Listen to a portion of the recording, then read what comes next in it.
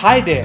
Thank you for joining me on the Passionative podcast, where we talk about following your passion, creativity, and doing what you love.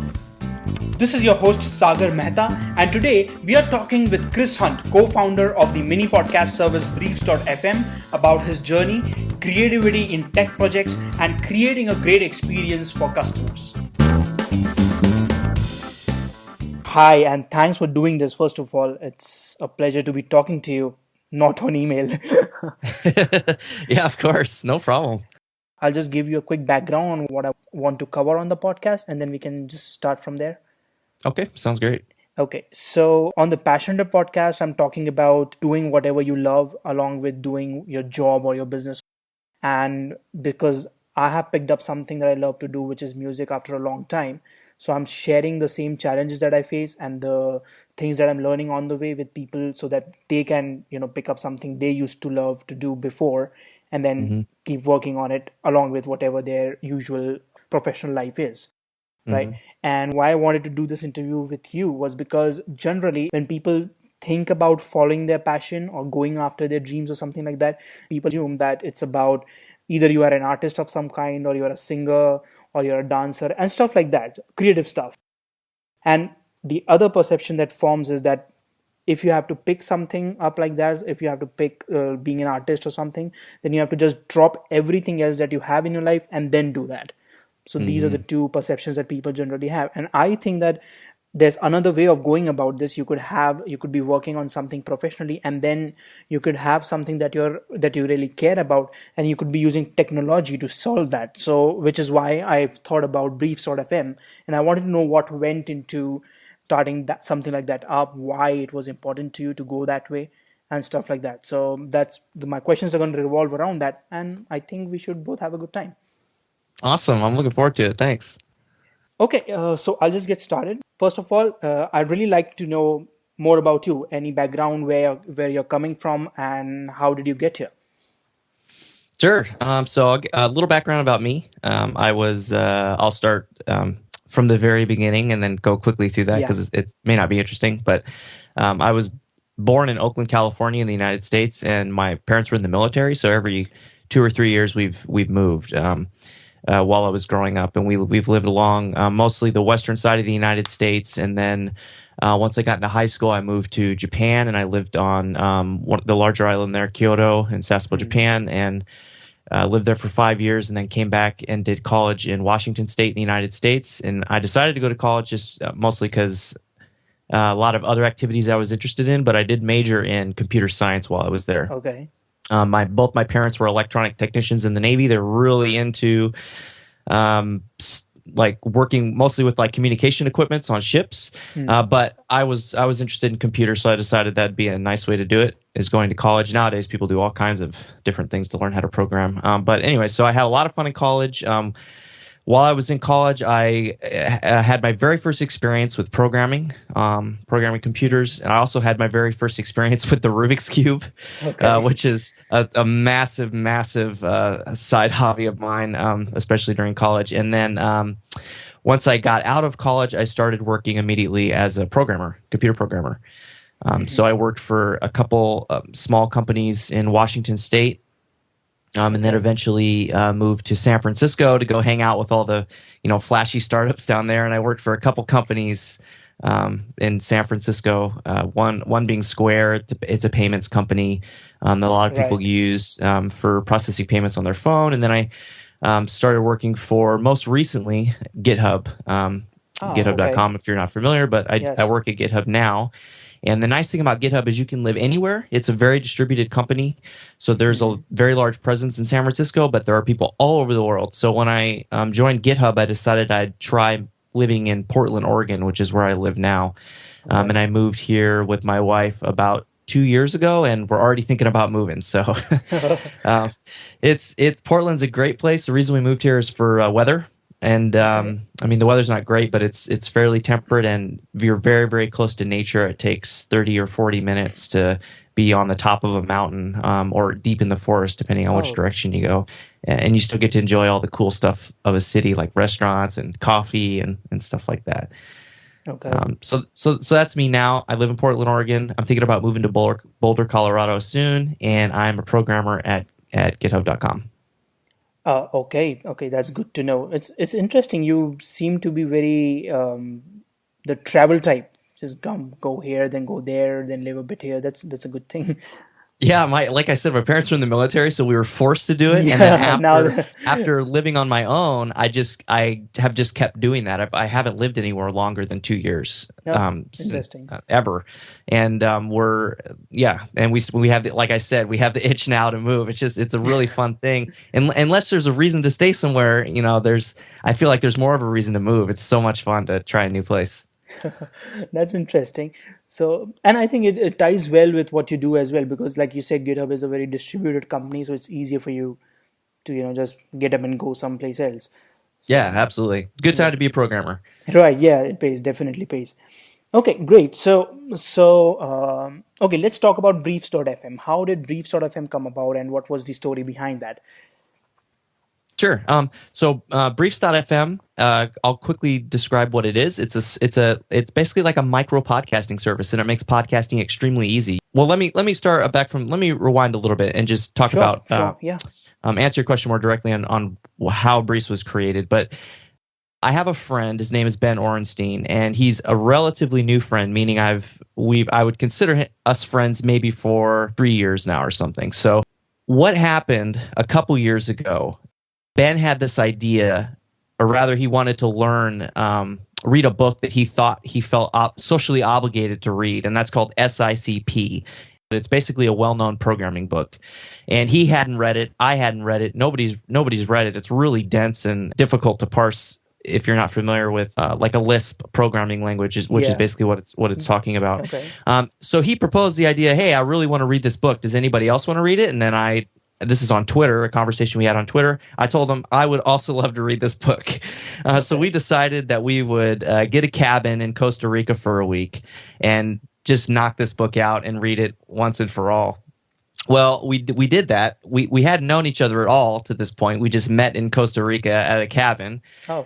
And turns out the cabin only had one bed, so we shared a bed too, which is interesting. And we never actually opened the book. In fact, neither one of us even brought the book, but we did spend that week learning something. And what we learned on that first trip that we did together was ClojureScript, which is another programming language. Yeah. So we used that week to learn something new and just build a fun new project. It was so much fun, and at the end, we built all these little things with ClojureScript and shared it with everybody, and it was a total blast. And we decided to call this idea of traveling to a place and spending a week working on something new and interesting Codecation. So it's kind of like a vacation, but you're coding. Okay. And the idea is you grab a friend or a group of friends, go to this location, disconnect from your normal life, and just spend a week working on some project that's super interesting. And at the end of the week, have something you can deliver. So that was the first time we did this. And then most recently, about a month ago, we've continued this tradition, and we went on another codecation. We went to Austin, Texas, and rented an Airbnb there with 2 rooms, so we didn't have to share a bed. And this is where Briefs.fm started. So we both arrived, like I said, these are usually a week long. We both arrived on a Monday, and we had no idea what we were going to work on, but we started just talking about some things that were interesting to us. And an idea that kept coming up in conversation with Ben and I is this idea of just being able to walk to work, and while you're walking to work, record your thoughts and share them with people. And there wasn't really a good way to do that. You could record like a voice memo on your phone or something, but it's really hard to share that. You'd have to upload it to some service somewhere or create a web page to host it on. And then how are you going to share it? You have to either text it to people or post it on Twitter and have people download it or something. There just wasn't a good way to do that. So we thought maybe a podcast would be a nice way to do that. But then podcasting has its own hurdles, Right. Yeah. You got to record your audio, you have to process your audio so it sounds good, you have to upload it to a server, you have to pay for all that stuff, you have to make a web page, you have to make this nice XML feed so that all the podcast readers can parse it correctly, you have to make, cover art that's the right size. I mean, you're obviously familiar with this stuff because you've got this awesome podcast. So we decided we're going to spend this codecation making this service to make podcasting extremely easy, take out all the friction, so that mostly we can make the stuff that we're interested in, but also anybody can start a podcast and talk about whatever they want and just remove all the friction involved in doing that. Just make it a totally easy process. So that's Briefs.fm, and that's what we worked on. Okay, that's interesting. I like that idea about codecation. I think that's something that gives you the time to really focus on something and then build what would normally probably take a month or two maybe, but because you're focusing, you're able to build that within a week and have something to deliver at by the end of it. That's a good goal to start with. I think even if someone can't code, if they can pick the same concept up for their creative work, I think it would be very beneficial for them. Absolutely. Yeah. For the first Codecation, we didn't have like a specific project even.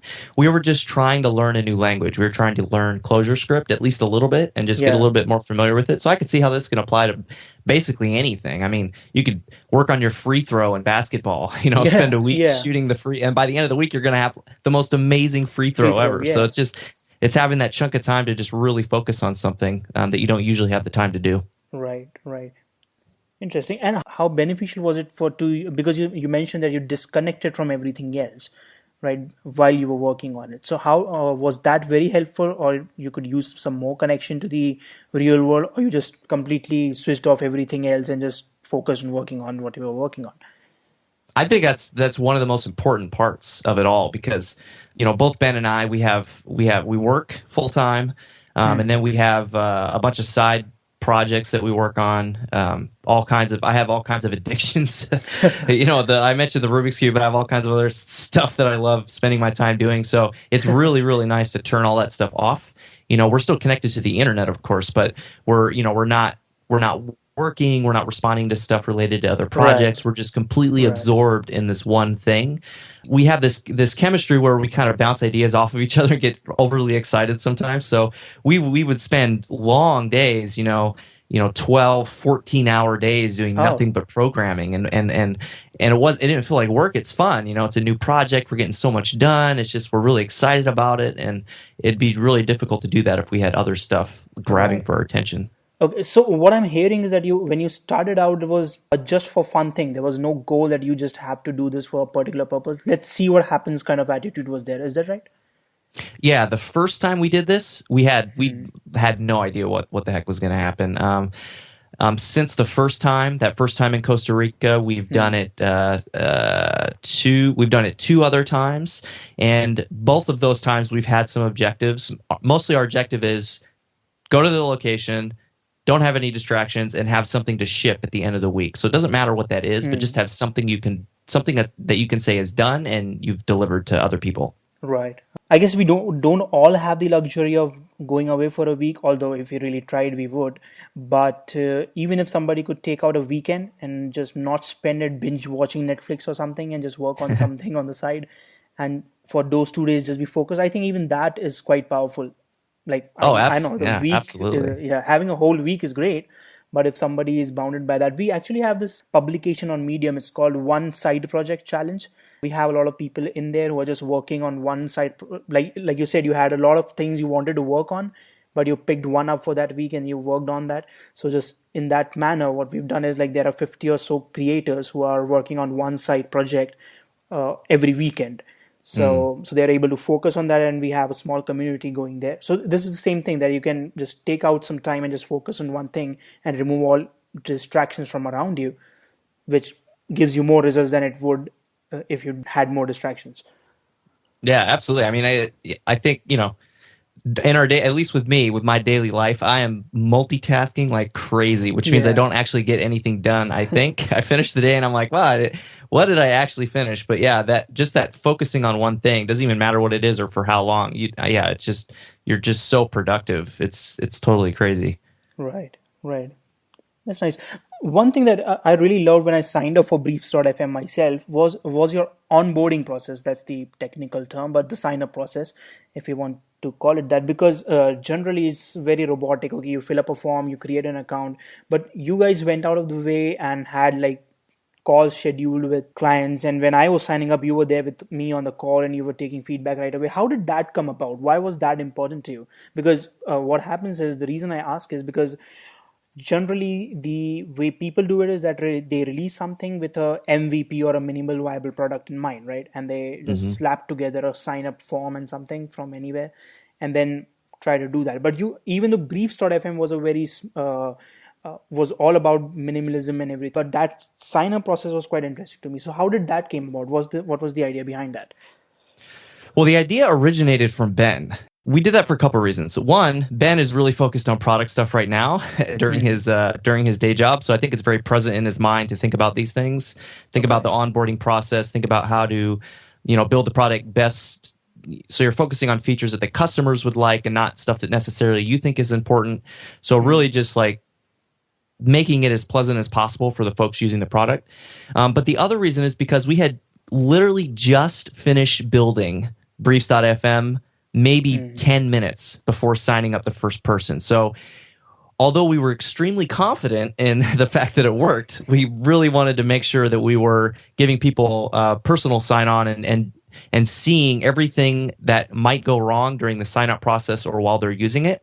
Hmm. So it seemed from the outside it looks like we're actually doing a service to you by getting a video conference going on and talking to you and getting to meet you and having a good time. It's like, wow, there Priest.fm team is awesome. But in reality, it's actually a service to us because Yeah. the feedback that we get while we're signing up with somebody is amazing. The onboarding process, for example, especially after the first few signups, completely Hmm. changed. Like entire pages were removed or added, or features were added or removed. Like the whole product changed just based on the first few signups. And the more people that we sign on and get to see how people react to stuff, like where text is located on the page, or specifically what it says, or things they don't understand, or questions they have, all Right. that feedback, we're able to make those changes immediately so that when the next person signs up and we hop on that video chat with the next person, we've already made those improvements and we can Hmm. see how they've improved or hindered the sign up for that person. So it just completely improves the onboarding process, makes it as seamless as possible. We've gotten to a point now we're still manually onboarding folks. We haven't Okay. opened it up to everybody, and we don't know exactly when we're going to stop doing that because right now it's just still too fun. But the amount of things that we're learning is decreasing each time we sign somebody up, so that's a really good thing. And I think once we've got it to a point where we feel everybody is just really happy about sign up and has no confusion and everything seems super clear, I think then is when we're going to open the door and let people sign up on their own. Right. And I can tell you are listening because just if I'm not wrong, only 2, 3 hours ago I received an email that you now have a directory. And I remember talking about that in our email, and I'm sure other people must have talked about having a directory where they could see all the podcasts. So I think I got an email that that's live now or gonna be live. I'm not sure. I'm Yeah, absolutely. We just released last night. We just released a directory, so you can see all the podcasts, and we released a consolidated feed as well. So if you right. want, you can just subscribe to all podcasts that are on Briefs.fm. And we really wanted those features, but largely those were things like you were requesting. And Hmm. if we didn't have that personal interaction of already talking to people over email or video, I'm not sure if we would have gotten those suggestions right away. Right. Right. Something I really liked was that generally what happens is when people go for an MVP, they just release it to their Twitter or something like that. And one thing that caught my eye was that you had a new podcasting is new, not new, but the whole idea of having smaller podcasts was new, and you put it in front of people who might like it, which was Product Hunt, because that's where my friend who referred me to you found it. and Hmm. and I think that must have helped because product hunters are quite open to new concepts and new things, and this applies to art as well, because when you create new art, if you release it to the general public, it's not well received or it's not received at all, because it gets lost in the whole Facebook newsfeed thing. But if you release it to this a particular circle of people that who are into that stuff, it's much easier to get proper feedback. So how was it posting it on Product Hunt, and how did that help, and did it help? Yeah, good. Yeah, good question. So the product hunt thing is actually funny. For people who aren't familiar, I wasn't familiar with product hunt. It seems like it's a website where you can talk about new products and say Yes. who the founders are, and people can basically vote them up or add information to them, and it helps kind of surface new products so people can find them. somebody else added briefs to Product Hunt. We didn't do that. Yeah. We just noticed that it was on there one day. And yeah, it's been well received on there, which is really nice. Something we have been doing besides tweeting the heck out of briefs on Twitter, which we do. I mean, we retweet almost everything that mentions briefs. Obviously, we want to share it with people. Of course, yeah. We've also tried to, again, to your point of reaching out to people who might be interested. We've been trying to reach out to specifically to people we think would be interested in a service like this. So targeting people who already have a podcast that we think is, we love their podcast. We really want to hear more from them. So we can pitch them the idea of maybe having a 3-minute podcast and here's briefs and check this out. Or people that don't have a podcast that we really want to hear from. So people that maybe seem extremely busy and obviously don't have time to make a podcast, but we're like, hey, check out this thing, briefs.fm. It makes podcasting super easy. Maybe you'll have time to do this. So we are definitely trying to find folks that we think will benefit most from the service and contact them directly to see if we can get them on the service and see how they'll benefit from it. Okay, that's great, because in my last podcast episode or somewhere, I was just talking about how when you start something that you like to do way later in life, you start like a complete newbie at it. And what happens is that because it's kind of, you have to learn the ropes again.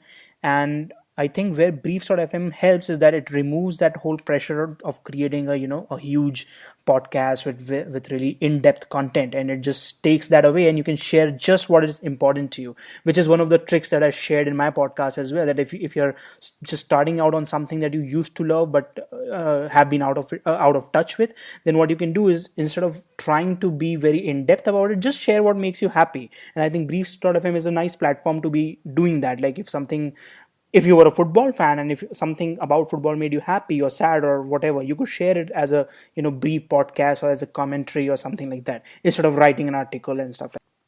Yeah, and it seems very it's interesting because podcasting, at least the podcasts I listen to, have always been half an hour to an hour, Right. And they're released on a very precise schedule, like the same time once a week or once a month, and that's just how podcasting is. But for some reason, because using briefs.fm, podcasting is so easy, it takes very, very little effort to publish an episode.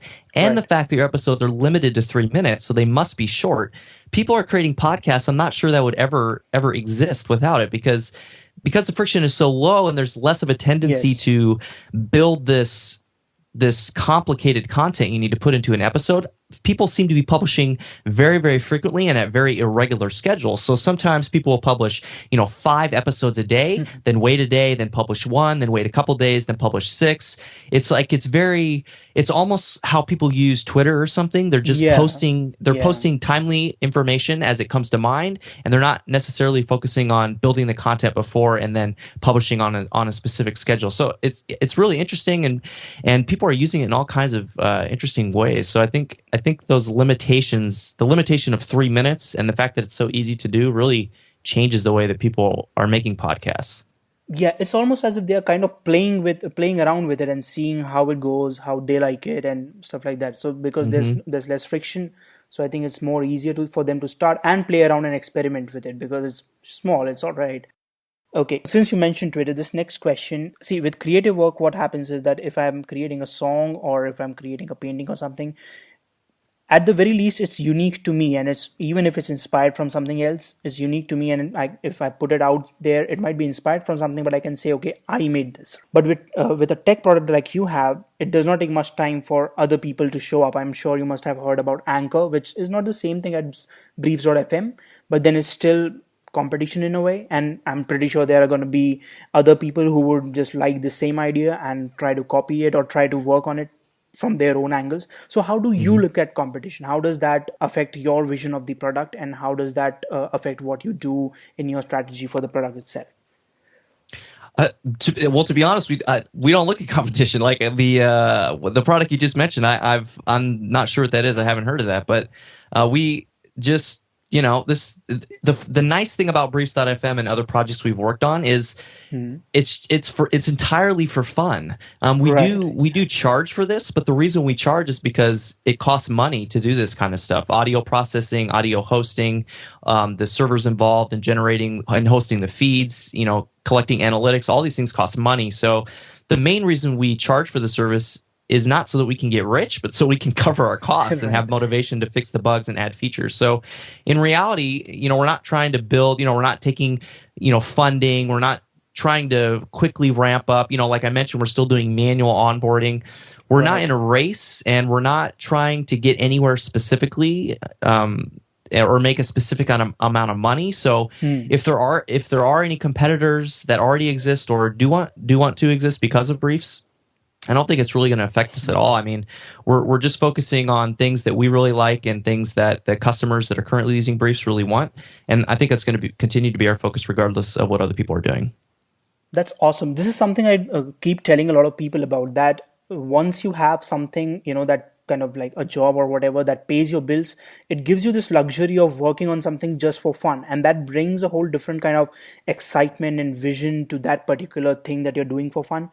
And you don't quite care about it succeeding. You just have fun with it, and somehow it, goes in the direction you want it to. And that's a very good luxury that you're only able to afford if you have something, a job or whatever, to work on during your daytime, and then you can come back and do this thing for fun. And it applies to everything, whether it's something creative or a tech product like you have. And that is something that I really evangelize about. I think that's Mm. the right word. Yeah, it's true. I mean, it is, and I don't want to make it sound like we don't care about briefs or its No, success, no, of because we course not. certainly Yeah. like. We certainly want it to be around forever, and we're Yeah. very focused on making it as good as it can be. But again, it's just focusing on briefs and the people that are using it or the people that want to use it, not necessarily anything else that's out there. I mean, the reason we made it in the first place is because there wasn't anything that exists that did what Right. we wanted to do. Right. So, I've always thought competition is amazing. And if someone goes out there and makes, shorts.fm and it's like exactly the same, that's great. I mean, they're not going to have me and Ben working on it. I don't know Exactly. if they're going to be Yes. as excited about it. I mean, they're definitely not going to have the awesome customers that we already have. So it's just, I think it's its own thing. And yeah, we're super stoked to keep working on it forever. This is something that you started just to see how it goes, and you're having fun on the way, right? But then I'm pretty sure there must be some vision, some future goal that you're looking at. And when the product, something like this, is evolving, how do you keep true to that original fun thing that you, because like you said, you are currently onboarding people manually, but that's not something that you can scale. So how do you plan to, or how do you still stay true to that whole fun thing without doing the same things forever and ever, till the even when the service is way bigger than it is now?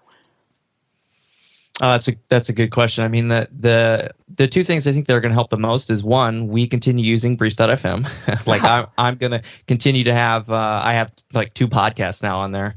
Okay. Ben has two as well, I think. And so as long as we're continuing to use it as a customer and seeing any pain problems that arise or features that we think are necessary, and as long as we're talking to other people that are using it, I think that's all we really need to do. I mean, we've got this really nice relationship, especially because we're manually onboarding folks. We've got Yeah. this really nice relationship with everybody that has a podcast. And Right. anytime there's an issue or suggestion, there's no friction for them to just send us an email, and Hmm. we try to reply as quickly as we can. So I think as long as we leave that channel open and just always have an email address that people could send us an email to and respond and just stay excited about it ourselves, I think it's going to be pretty easy to keep it, in the spirit In the of spirit what of we the originally original. started. Yeah. Right. Awesome. Yeah. So I think that covers the stuff I wanted to talk about. It was really great talking to you, Chris, and thanks for doing this. Oh, of course. Yeah. Thanks for having me on. This is loads of fun. Thank you for joining me on this episode of the Passionative podcast. I'm always happy to hear from you about your passion, your struggles, and your challenges. Simply go to Passionative.co and let's get talking. This is your host, Sagar Mehta, signing off. Stay awesome.